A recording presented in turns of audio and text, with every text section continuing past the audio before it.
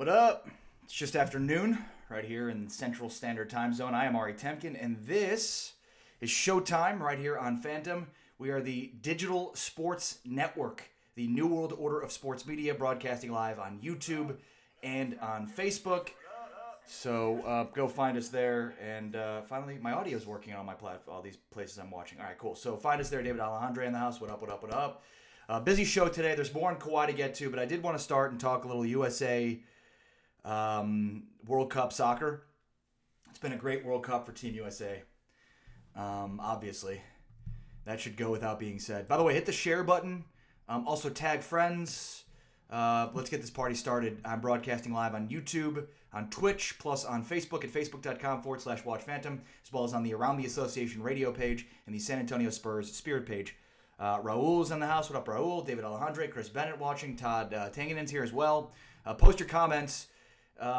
Hit share. Invite people. What up, Chris Leha? Andy Kaius in the house. What up? What up, people? All right, I want to get to Kawhi. I think Kawhi's getting bad advice. I also wanted, yesterday I spent a lot of time talking about how he got here. I think I wasted too much time yesterday on, how did we get here? And I kind of went back and watched and was like, that was kind of a waste of time. So my apologies on that. But so I want to get to Kawhi getting bad advice and then where Kawhi will end up. Todd, you sent me a link. Todd, I have 100 things going on my computer right now. Can you just kind of give me if I open that link, it might crash what I've got going on. I don't want to breathe too heavily on it. You know what I mean, Todd? So if you could just give me the Cliffs Notes version of the link you just sent me, just kind of a few pinpoints and I'll get to them. But Andy Kai says, USA, USA. So I've been watching the World Cup. I would consider myself a tertiary soccer fan. I don't have a team in European soccer. I think I love soccer. I think it's a great sport. I love international soccer. I don't have a team. I don't watch it very often, but I will, and I appreciate the game, and I love the different aspects of the game. It's a climactic sport. It's a build up, and climax with with goals or whatever it might be at the end. I think, in America, we don't have as much of climactic sports in the same way that soccer kind of has to build it up and get to different levels of the field before you can kind of entertain scoring and those sorts of components. So, I think there are different elements, sort of like baseball, that you sort of have to appreciate about the sport itself and about the different dynamics of the sport itself to fully, I guess, not understand the sport, because I hate people that say that, but just to sort of grasp, the different principles of it. Todd, I appreciate that, buddy, and I'll get to that in a moment here. But so, anyways, I love soccer. I don't spend a lot of time watching soccer. I do love the World Cup, and so I've been watching a lot of soccer in the World Cup, and it just absolutely categorically sucks that USA is not playing. It was one of those things that when we didn't qualify, I was disappointed, and I knew it was going to suck when it got here.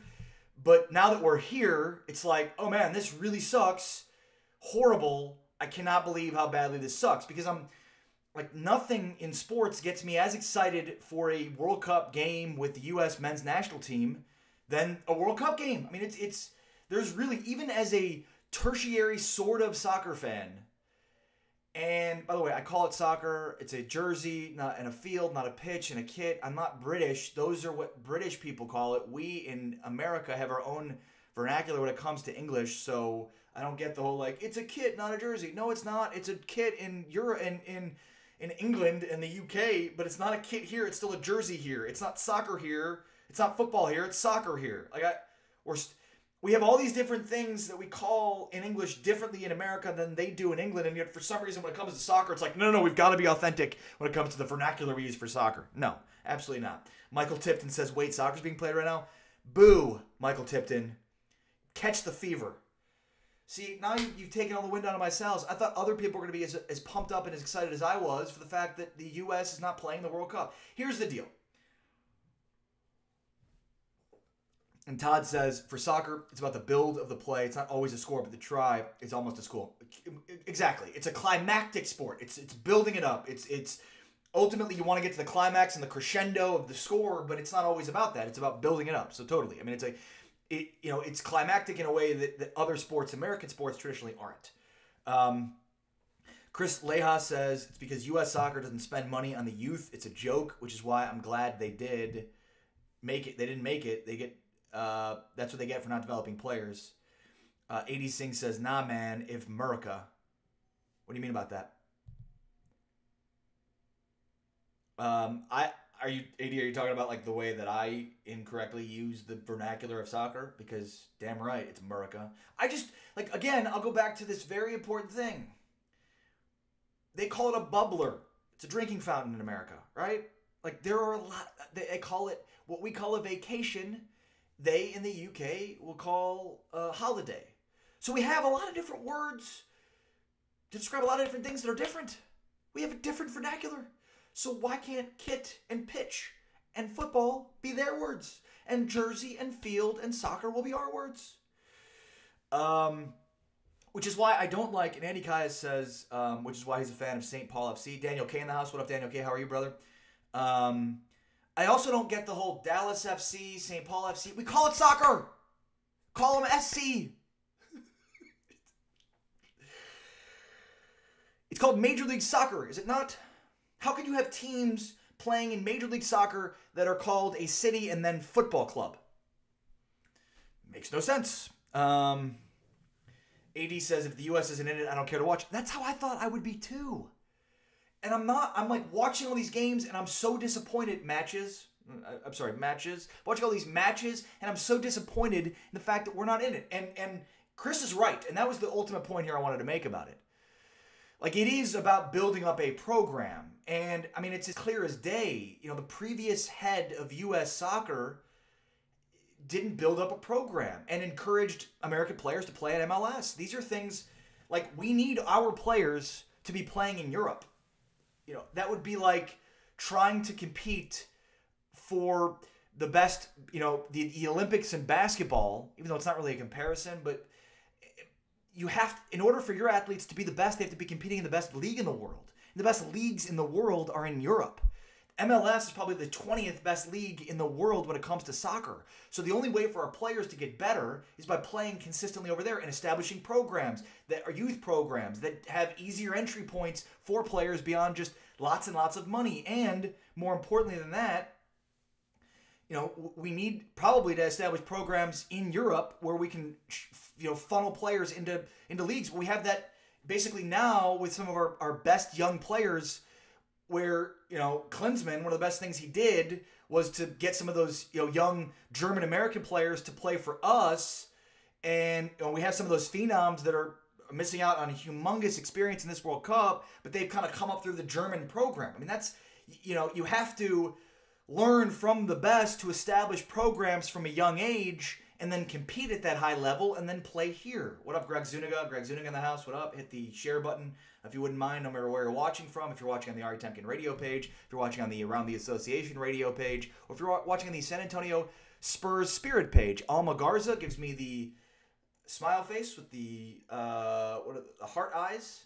Hi, Alma. Anthony Ramiro says hi. Hi, Anthony Ramiro. I'm going to get to Kawhi in a second here. I just wanted to pontificate for a moment on soccer and why I'm pissed off that I'm watching the World Cup and I'm annoyed that U.S. isn't in it because I love it.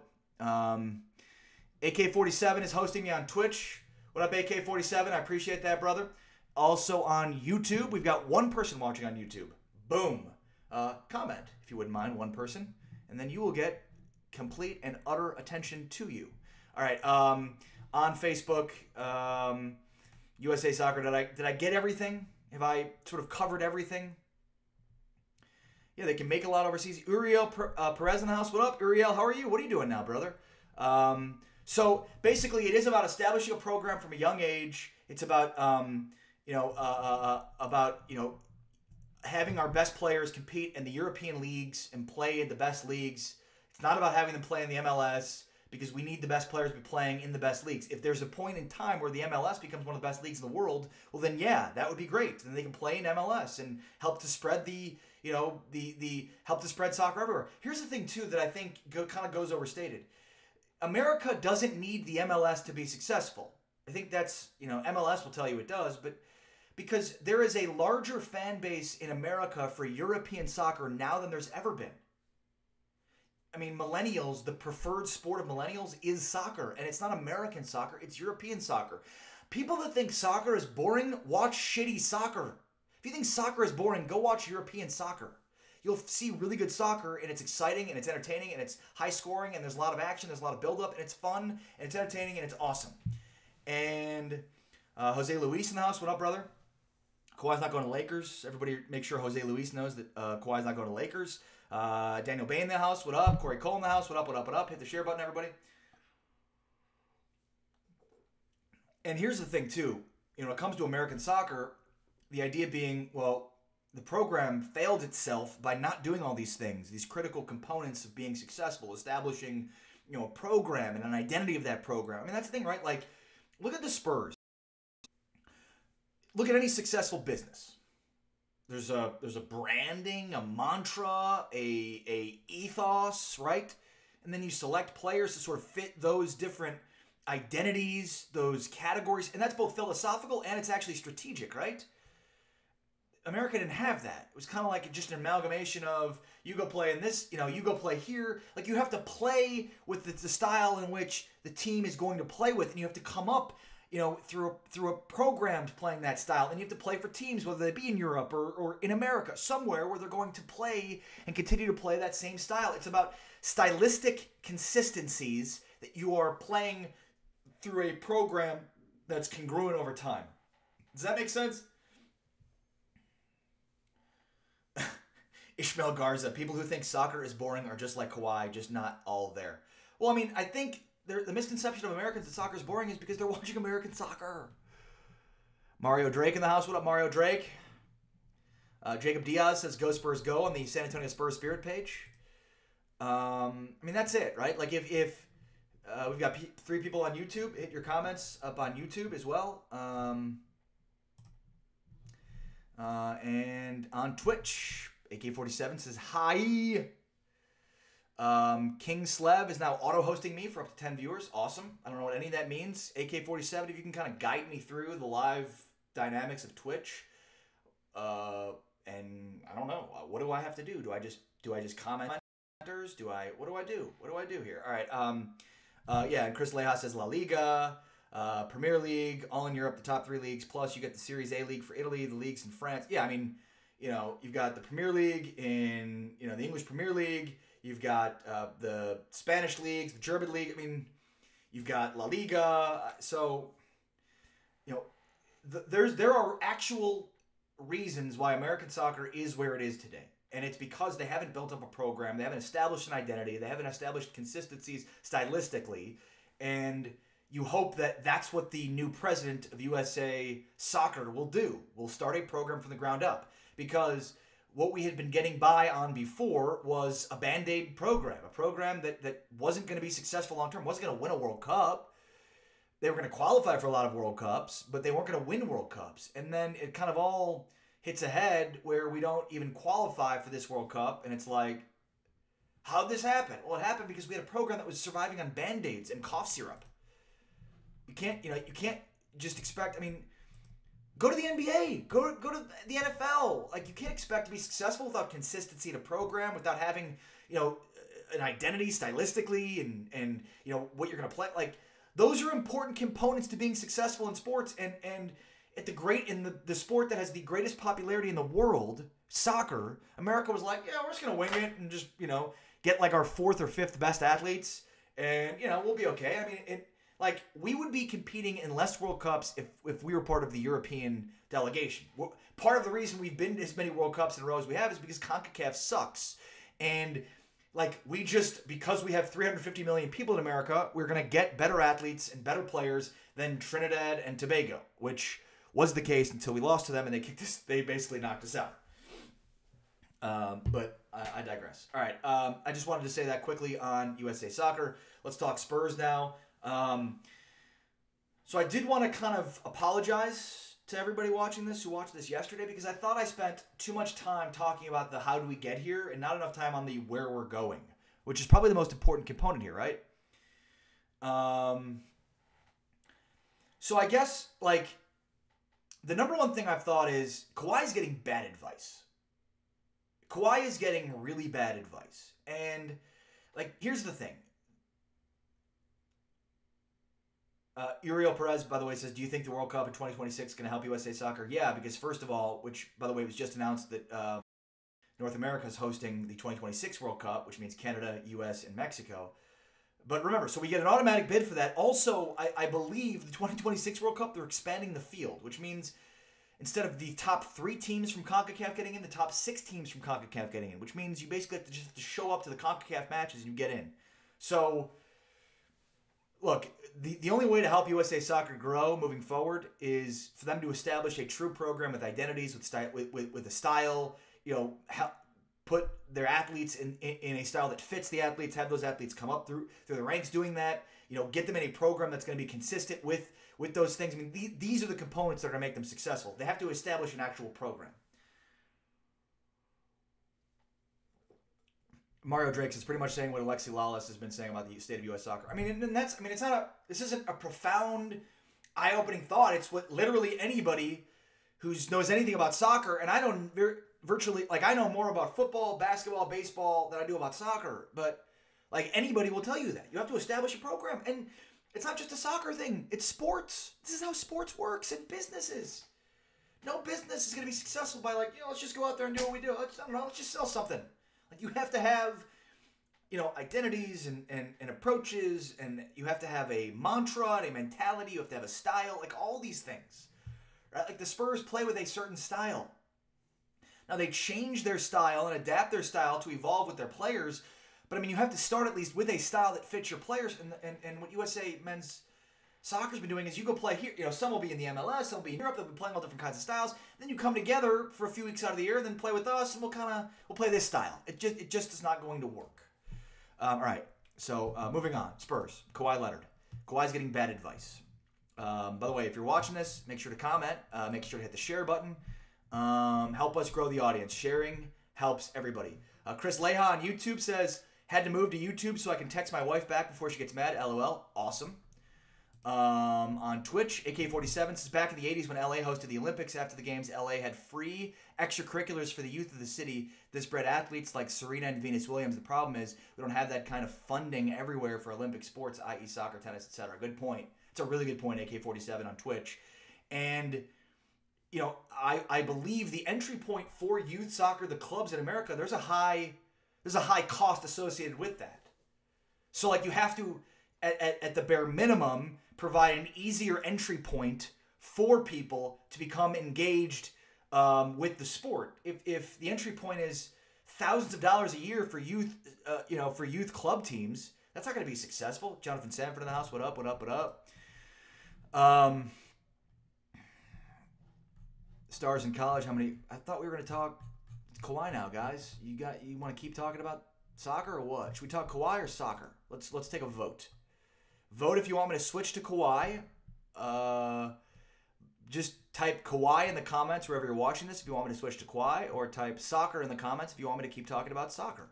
We'll just do a vote. This will be a democracy. No matter where we're watching from, just post whatever. And if there's only one vote, well, then that one vote takes. So everybody get your votes in now.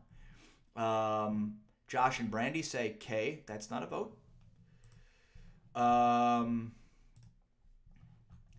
Deanna Hernandez says Kawhi. It's one vote for Kawhi.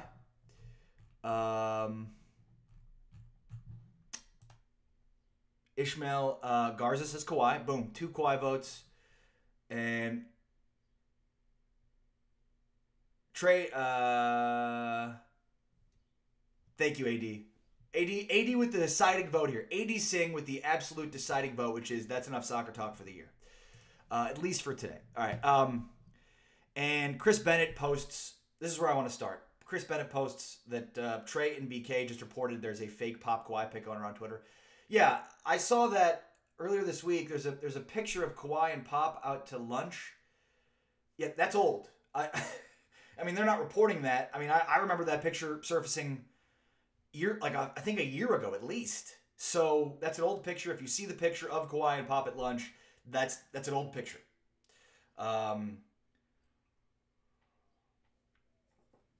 So the first thing that I kind of wanted to get to was Kawhi's getting bad advice, which you'll see in the title of this stream. And so I think whether we talk about his uncle or his agent or the Spurs and how they've handled this and how the situation's gone this way, like at the end of the day, this is just bad advice. Like that's all this is. That Kawhi is getting really bad advice from the people that are advising him. And like so, Kawhi's a great player, right? At last we saw, he was a back-to-back defensive player of the year who last season, 2 seasons ago, last time he played healthy, was averaging close to 30 points a game and shooting close to 50% from the field. That's ridiculously great, okay? That's top 5 great. That's top 3 great. That's great. But the thing is, in the NBA, like, who has sustained greatness, right? Like there's a difference between being great for a year or two and then phasing out. Like we've seen a lot of that. There is like there's historical greatness like LeBron. There's sustained greatness like Kevin Durant, and then there's guys that have 1 or 2 or 3 great years. And that's the thing is the shelf life of greatness is small. So even taking 1 year off can stunt the shelf life of greatness, right? Like. Just that in and of itself, the not having the timing, even if you're coming back from an injury, like there's really no precedent for a player missing that much time, unless it's Derrick Rose, which you talked about yesterday. And obviously Derrick Rose, he was great, and then he had the ACL injury. He took the year off. He came back. He had another ACL injury, but he was never the same. And I'm not saying it's a cause and effect. I'm just saying like there are players that Derrick Rose won a damn MVP. That's greatness, right? And now it's laughable to think about Derrick Rose as a Hall of Famer or greatness long term. So I think that's an important thing to note here is, like, the people advising Kawhi don't really understand that though he's been great, and he was the back-to-back Defensive Player of the Year, and Josh and Brandy say Kawhi not going nowhere, and he was the back-to-back Defensive Player of the Year, and last year he was, or last time he was playing fully healthy, he was at 20 or 30 points a game and 50% shooting.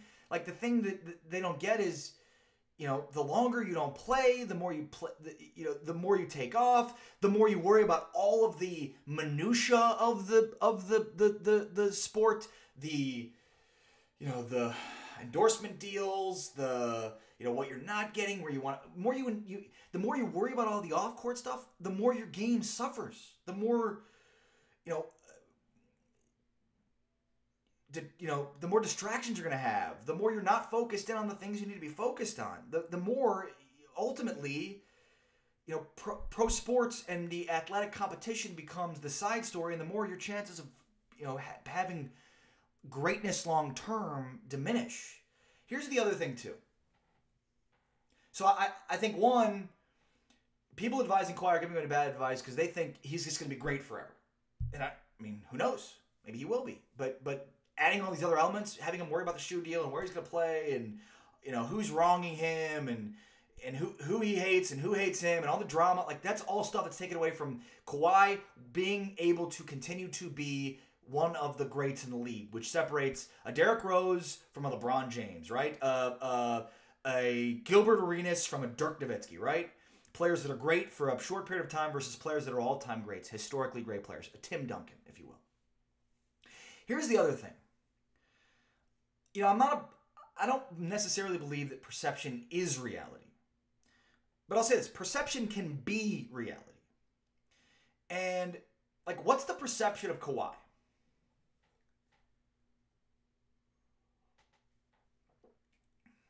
Like, the perception of Kawhi in San Antonio here, right, is soft-spoken. Nobody really knows him, right? Even here in San Antonio, the perception of him is kind of unknown. Like people, they think he's got a personality. They've been told that he's kind of funny, but nobody, most fans haven't seen it. I mean, even the people that would know Kawhi the best, the most, even us in San Antonio, we're kind of like, I don't know. I mean, has a ridiculous work ethic. He's soft-spoken. He doesn't like the spotlight. Like, these are the things we know about him. So imagine what the perception of him is from, like, the national media or people that don't know the Spurs. I mean, that's what's amazing to me is, the Spurs have this sterling perception of greatness, of handling situations the right way, and Kawhi's perception is very unknown, and you know the people that are advising him aren't really giving any credence to that. Like, that stuff matters, and I'm not saying it matters in the open market as much as it matters for like how people, you know, perceive what he's going to end up being. And Todd Tangenin says top 5 player, top 3, two-way best player. Sure, but you have to play or be considered there. Jordan took off 2 years for baseball. Fundamentals rule. Yeah, but Jordan's the greatest of all time. Todd Tangenin says Blake Griffin and Ben Simmons missed their actual rookie years. And Blake Griffin, I mean, is he great? Is Blake Griffin great?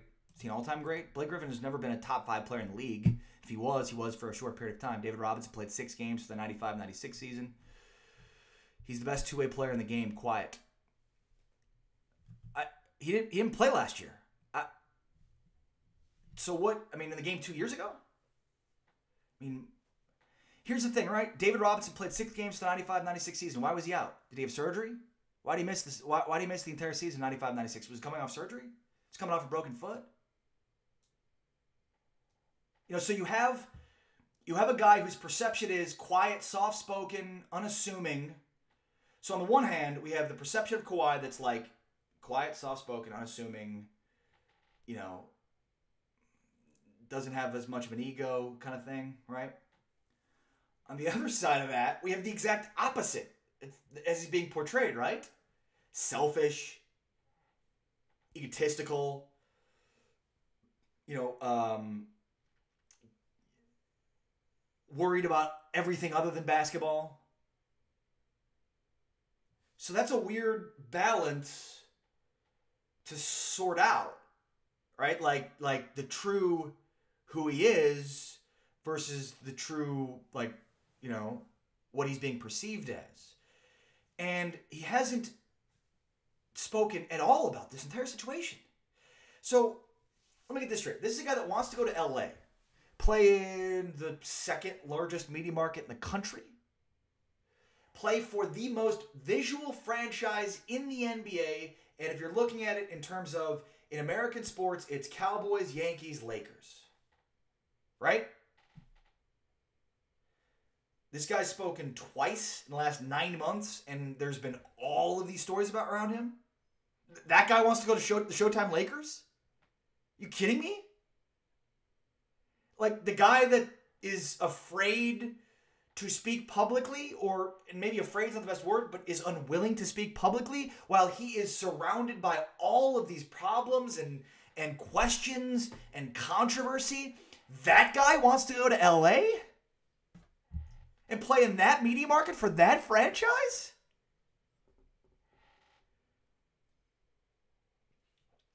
Or Boston? Or Philly? Are you bleeping kidding me? That guy will get eaten alive in Boston or Philly. Eaten alive in those markets. This is a guy that has been consistently protected from the media and shielded by the public from the Spurs organization. And that might be why the Spurs are handling the situation the way they're handling it. Todd Tangenin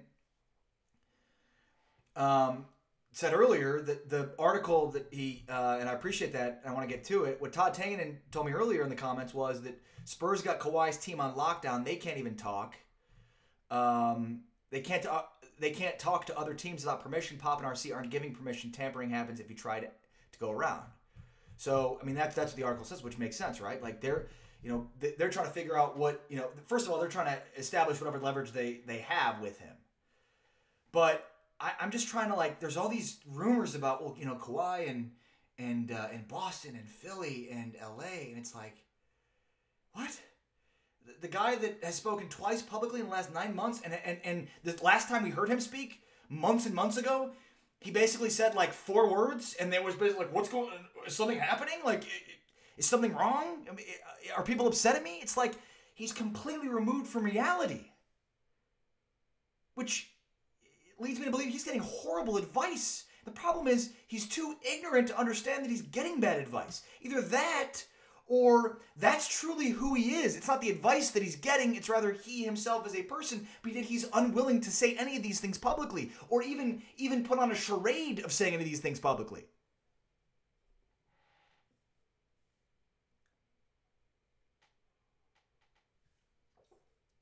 And Chris Bennett said it pretty well. Kawhi quit on one of the greatest coaches ever. I would argue the greatest coach ever.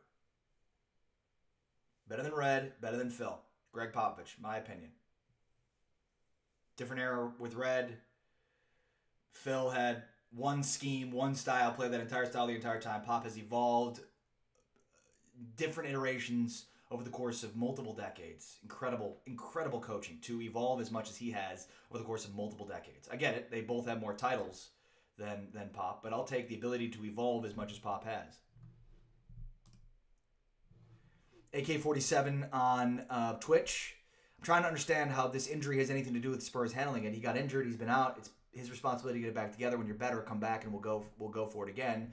And now we're out here talking about trades like stay where you are and work back up. If you're going to leave because you earned the right to get better coin elsewhere. Spurs have championship level club. Why would you want to leave? Well said, AK-47. Chris Leha was the only vote for football, or for soccer, by the way. Greg Zuniga says maybe he'll hire somebody to talk for him.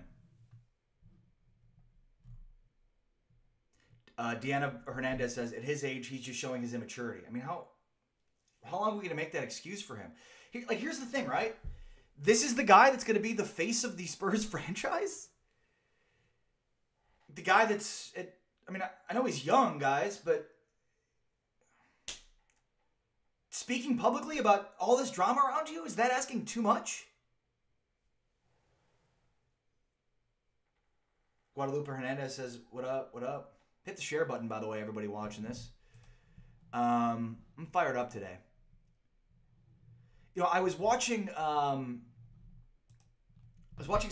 really this got me thinking after watching, I was watching a clip from some sports talk radio shows earlier today, Dan Patrick, and it's like all these people that are like, we know nothing about this guy. And I wants to go to LA and Boston and Philly. And he's turned his back on, you know, the most reputable franchise in pro sports. And it's funny because, like, the most poignant thing that I heard from Dan Patrick and others was like, they don't know this guy and we don't know this guy. And, like, he's worried about his perception. He's worried about how he's being perceived. And, I've heard from people that, well, I mean, they know they can't win the PR battle. It's the Spurs. Well, yeah, but I mean, like, that just, is that like a, well, that's a, like, then we shouldn't even try? Like, everything publicly we've gotten from Kawhi, his uncle, and his agent have been leaked to certain members of the media. And, you know, none of them have addressed the elephant in the room. It's coffee.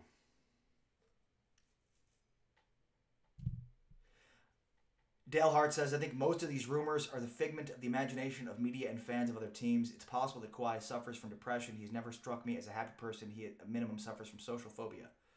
Dale, I would say that that's probably a rumor that's a figment of your imagination. I don't think these reports are a figment of the imagination of a bunch of media members and fans, dude. These are real rumors. This is a real issue. Kawhi missed the entire season for this team without having surgery. It's the first time that I can remember a player's missed that much time without even having surgery. He was with the Spurs, then he left to go rehab elsewhere, then he came back and he left again, and then he never came back. That's not a figment of people's imagination.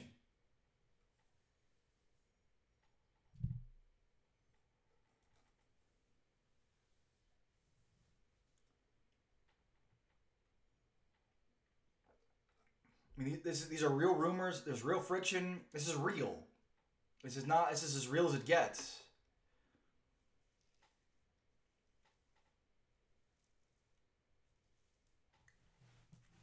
Post your comments. What do you think? Broadcasting live on Facebook.com/Watch Phantom. Also on the Ari Temkin radio page. Also on the San Antonio Spurs Spirit page. Also on the Around the Association radio page. Also on YouTube. The Facebook page on YouTube and on Twitch. So check us out in all of those locales. We are the New World Order of Sports Media. David Berkeley in the house. What up, David Berkeley? How you been?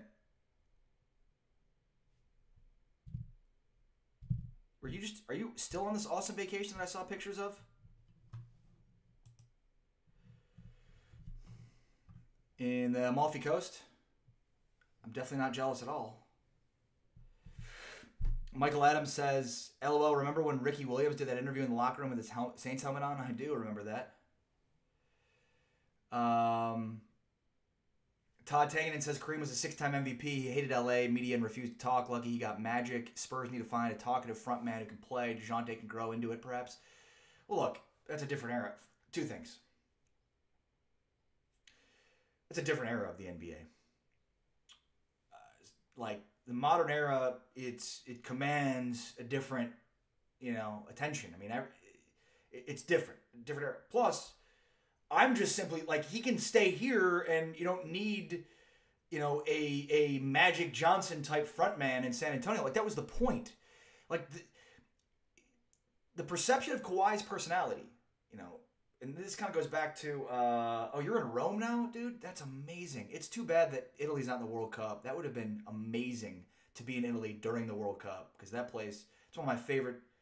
I studied abroad in Europe in college in Florence, which I hope you're going to, which is right by Rome. It's like an hour train ride to Rome from Rome. So you should definitely go up there too. But that's freaking amazing. Appreciate you, Berkeley. Be in touch, man. Hope you're well. Now Ricky sells his own weed now. Just look at how good he's doing. Henry Munoz in the house. Gabe Gonzalez, what up, what up? All right, what was I talking about? Other than Florence, Rome, the Amalfi Coast. Right, so like just this juxtaposition of he doesn't want to be in San Antonio, he wants to be in LA, Boston, or Philly, versus like what we know about him.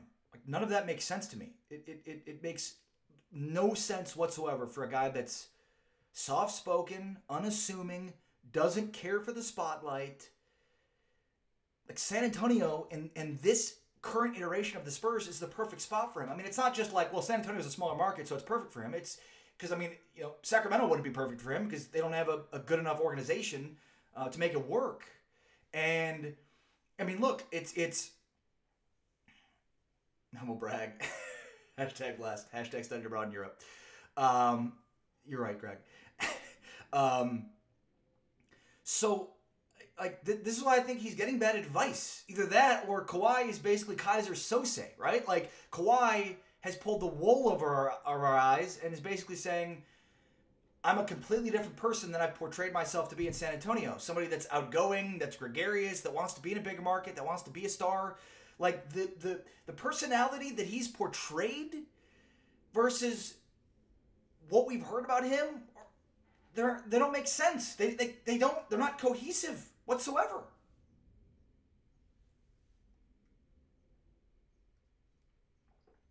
So nothing that happened this season makes any sense then. If this season was this whole ploy in order to create friction that legitimized Kawhi leaving this city to get him to a bigger market, then good luck, Kawhi. Good luck in LA. Good luck in Boston.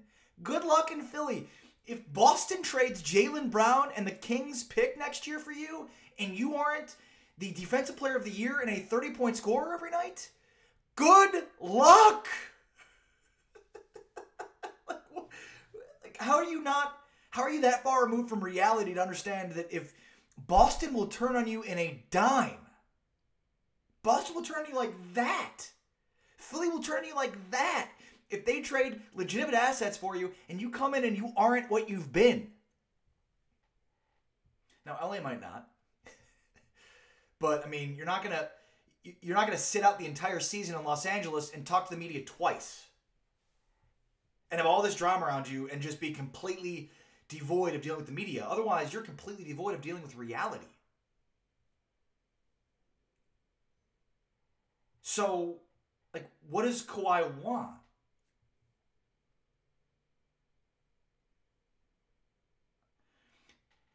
and this is kind of what I was getting to, Todd, so I appreciate you commenting that. Michael Adams says, I think DeJounte Murray is going to have a big year coming up. I follow him on Instagram. He's in the gym working out almost every day. He's got to have a big year this year. This is certainly a year for him to take a step forward as he's firmly the Spurs starting point guard. Gabe Gonzalez says, head him to Serbia for 2 of the top 16-year-old pros. Serbia's turning out all-stars, man. Dale Hart says, by the way, please provide us with just one specific direct source by name of where you got Kawhi wants out of San Antonio, who may very well went out, but until I hear directly from him or his group, it is, as you say, rumors. I don't know. I mean, Jabari Young, Chris Haynes, Shams Charania have been pretty open. I mean, just go look at those 3 guys and what they're reporting, and that's information coming directly from Kawhi's camp. But, I mean, yeah, it probably would have been nice for Kawhi to actually speak publicly on these things so as to not have to consistently just tie it into the media saying this from Kawhi's side versus the media saying this from the Spurs side. And remember, the Spurs have spoken publicly about these kinds of things. Todd says, he needs to be able to win, too, to me. The leaks are pre-negotiation tactics to ensure $219 million in a shift in team rosters. But, I don't get that. What are the circumstances in which Kawhi won't get the $219 million extension? This. The circumstance that would have compromised Kawhi Leonard's ability to get the Supermax was this. Was exactly what he did.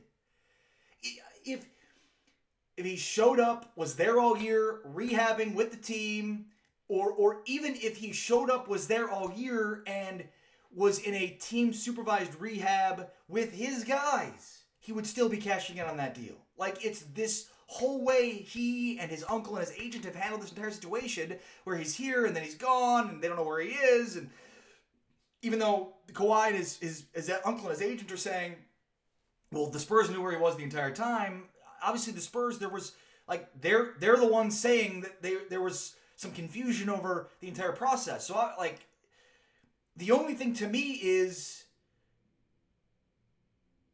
what's dumb logic? Oh, Todd, you're saying it's dumb logic that literally the only thing that could have stopped him from getting the $219 million extension was what happened this year? Blame Uncle and Mitch? Yeah. He's getting bad advice. That, or he doesn't, or it's not advice, it's just the way he feels, and again, he's a different person. He's not the person he's portrayed himself to be. I'm not sure what the answer is. It certainly seems like the most obvious is that he's getting bad advice. And, I mean, here's the other thing, too, right?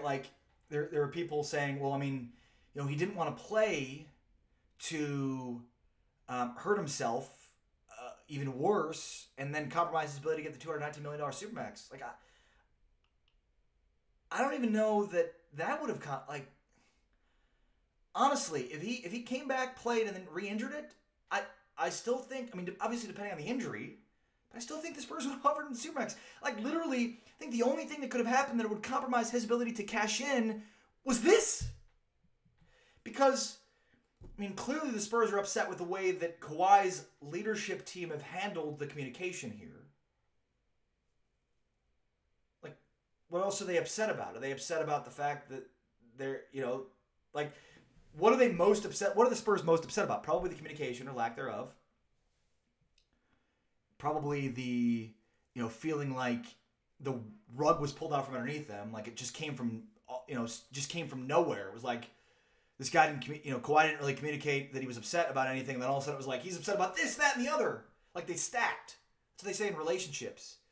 If you've got a problem with somebody in a relationship, and this definitely works in marriage, people, talk about your problems. Talk about what you're pissed off about. Because if not, you remember it, you stack it. And then something else happens, and you stack that on top. And on and on and on. So it's you just stack it, and all of a sudden, you blow up, and it's remember this, and then this happened, and then that happened, and then this. And, that's what it seems like happened with Kawhi and the Spurs. It was they thought everything was fine. They didn't know that there was this friction. And all of a sudden, it was bah, you mishandled this, and you mishandled that, and I hate you, and you're not my mom. Right? So they're probably frustrated with the communication because they probably always established quality communication or tried to. AK-47 on Twitch says he's a young dude. I mean, when they won in 14, he was 22-ish. Like, think about where you were at his age. I'm only a few years removed from that mindset, and I still look back and shit I did when I was like 26. What the F was I thinking? LOL.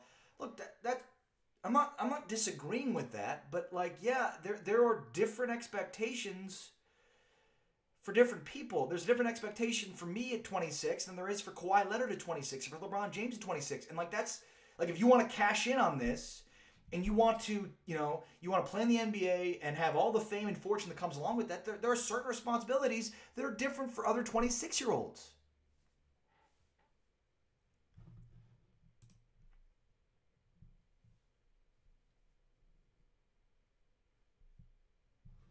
Chris Leah says on our YouTube page, Uncle Denny is a dumbass thinking he'll make more money from endorsements in LA. Kawhi doesn't talk or is an exciting off the court player. I wonder if Jordan Brand told them they had to be in a bigger market.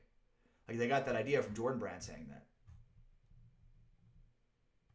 that. Mario Drake on the Around the Association radio page says, I don't mind seeing Jaylen Brown as a Spur only because you'll have Gordon Hayward coming back, the emergence of Tatum, Jaylen Brown got to be that intriguing piece San Antonio needs to see with a certain draft piece that Danny Ainge loves holding. Todd Tangen says, going in, I thought he'd take average of 5 contracts, 5 years, 190 mil, but it seems like 219 is the number. I mean, why would he want anything less than the Supermax? Again, and as I go back to yesterday, I was never under the impression that he, I never thought the Supermax was ever in question. Gabe Gonzalez says, it's pouring in Corpus. Too many blind Spurs fans. Tears. Ship them out. It was... I think it's coming up here too in San Antonio. I think I saw radar. It's heading north. But we had rain. We've had rain overnight, and it's been cloudy all day today. I'm Ari Temkin. This is Showtime every day at noon Central right here on Phantom, Facebook's, YouTube's, Twitch's, Digital Sports Network. We are the new world order of sports media. Make sure to subscribe on Twitch, on YouTube, on Facebook for all this great content. Obviously, Kawhi Leonard's the big news for Showtime in San Antonio today. Again, he's getting bad advice. Like I kind of throughout this process, I've thought that and I've talked about that, but then there's also this like, well, maybe there's a method to the madness. Maybe there's and it's like just like no, his uncle who doesn't have the expertise to be an NBA agent. Is giving him bad advice, doesn't really understand, doesn't understand his personality. Maybe he understands his personality. Like, I'm kind of searching for the right way to say it, but, like, it just seems so far removed from reality.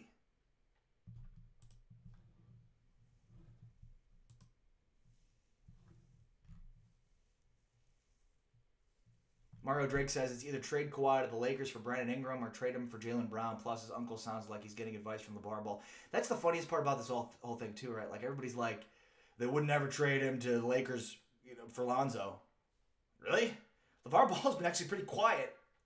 Like, LeVar Ball was pretty quiet last year, wasn't he? He wasn't quiet the year before, but he was pretty quiet last year. LeVar Ball has been considerably more quiet than Dennis Robertson has been, Kawhi's uncle.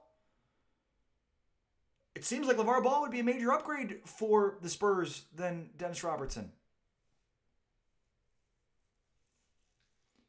I wonder if the Spurs really want the Kings second. I mean, I think Luka Doncic is going to be a great player. If I were to bet all my money on one guy in this draft being great, it's Luka Doncic. I just think he's 6'8". He's a great shooter. He can shoot off the dribble. He can shoot on a pick and roll. I mean, he's a great pick and roll player at 6 and a 6'8" point guard. Like, he's the modern. I don't understand what's wrong here. And he might slip. He's not going to be pick number 1. He doesn't want to go to Sacramento. They're going to take Bagley because he's literally the only guy that says he wants to play in Sacramento. They're not going to take him at 3. Like, he could drop to 4, and he's the best player in this draft, and it's not even close. I don't get it. So, like, for me, if I'm a Spurs fan, I'm rooting for the Spurs to trade Kawhi to draft Luka Doncic. It's just me, though. Larry Manick says, I wish the Mavs could get Luka. Well, they're trying. Todd says, here in California, LeVar's 24/7.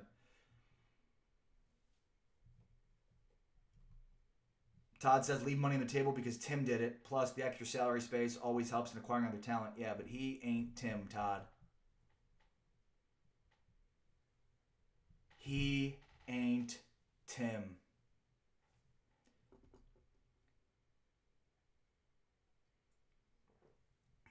The greatest example we have of that is this year.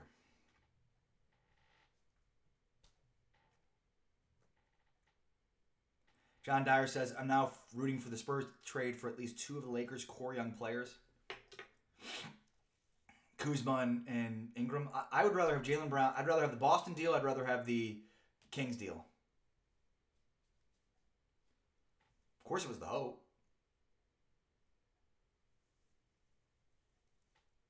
He's getting bad advice, and it sucks for Kawhi. Yeah, but not, Todd says Tim was drama-free in 2000. Not like this, dude. Not like this. Flirting with Orlando in the offseason is different than basically missing the entire year, having all this drama around you, talking twice publicly. Completely different. Larry Mannix says it the best. Tim was something special, and the era of that type of player is gone. Agreed.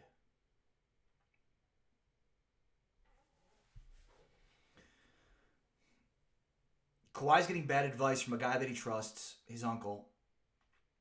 And I think the Spurs see that, and they don't know that he can see through that, Kawhi. And I think that's the crux of this issue is, maybe the Spurs have mishandled certain aspects of this, but it's all been exacerbated and worsened by Kawhi's uncle and his agent. They've worsened the situation with the way they've handled it with a lack of communication, seemingly, with the Spurs. And I'm only saying that because there seemed to be confusion on a lot of this stuff from the Spurs. And, the Spurs, it's one of the most reputable organizations in sports.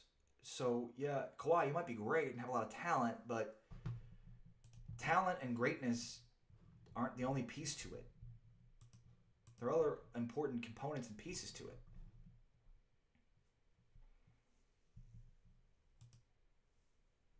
And Gabe Gonzalez says, why is his former agent suing his group?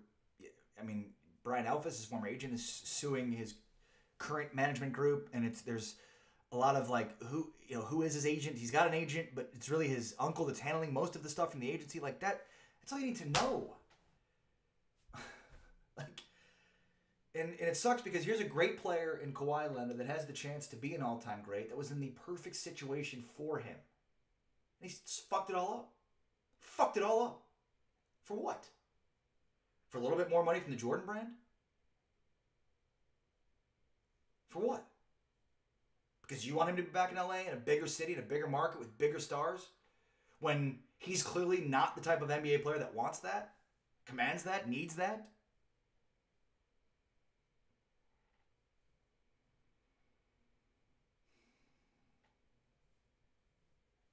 Corey Cole says, crazy how the issue trumped the LeBron James free agency story. Well, it has for now.